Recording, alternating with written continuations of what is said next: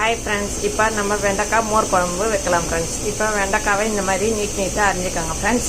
கடாயை வச்சு எண்ணெய் ஊற்றிட்டு தனியா ஆட் பண்ணிக்கோங்க, இஞ்சி ஆட் பண்ணிக்கோங்க, பூண்டு ஆட் பண்ணிக்கோங்க, பச்சை மிளகாய் ஆட் பண்ணிக்கோங்க ஃப்ரெண்ட்ஸ். இப்போ இதை நல்லா வதக்கிடுங்க ஃப்ரெண்ட்ஸ். இப்போ இந்த மிளகா கலர் மாற வரைக்கும் வதக்கிட்டு எடுத்து ஆற வச்சுடுங்க ஃப்ரெண்ட்ஸ். மிக்ஸி ஜாரில் அரைக்கணும்.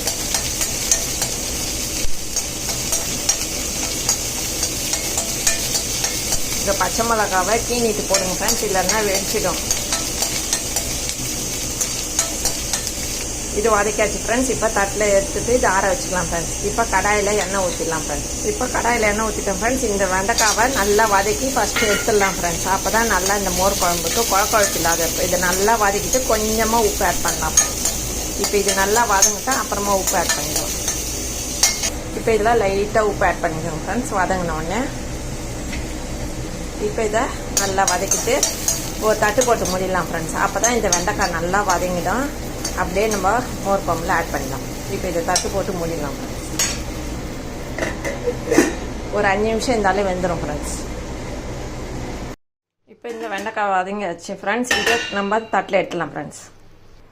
இப்போ கடாயை வச்சு எண்ணெய் ஊற்றியாச்சு ஃப்ரெண்ட்ஸ். இதில் கடுகு ஆட் பண்ணிக்கோங்க. இப்போ வெங்காயம் ஆட் பண்ணிக்கலாம்.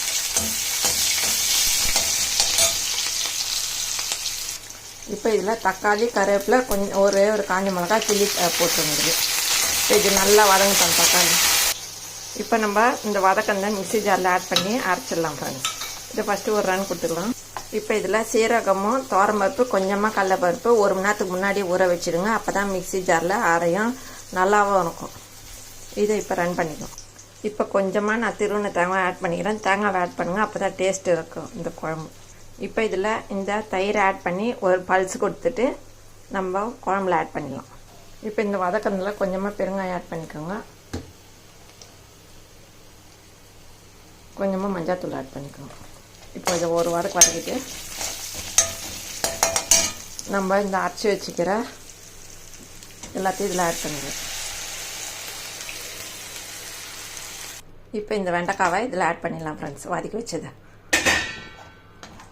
இப்போ இந்த வெண்டைக்காயில் உப்பு இருக்குது, அதனால் கம்மியாக கொஞ்சம் உப்பு ஆட் பண்ணிக்கலாம். உப்பு ஆட் பண்ணிக்கலாம். இப்போ இது கொஞ்சம் நுர கட்டட்டும் ஃப்ரெண்ட்ஸ், எடுத்து ஊற்றிக்கலாம். ரொம்ப கொதிக்க விடக்கூடாது, இந்த வெண்டைக்காய் மோர் குழம்பு நல்லா இருக்காது. இப்போ இந்த மோர் குழம்பு பாருங்கள் ஃப்ரெண்ட்ஸ், நுர கட்டிச்சு. இப்போ நம்ம எடுத்து கிண்ணத்தில் ஆட் பண்ணிக்கலாம் ஃப்ரெண்ட்ஸ். இப்போ பாருங்கள் ஃப்ரெண்ட்ஸ், டேஸ்டியான மோர் குழம்பு ரெடி ஆயிடுச்சு ஃப்ரெண்ட்ஸ். இந்த வீடியோ பிடிச்சிருந்தா லைக் பண்ணுங்கள், ஷேர் பண்ணுங்கள், சப்ஸ்கிரைப் பண்ணுங்கள் ஃப்ரெண்ட்ஸ். டாட்டா பாய். மீண்டும் அடுத்த வீடியோவில் சந்திப்போம்.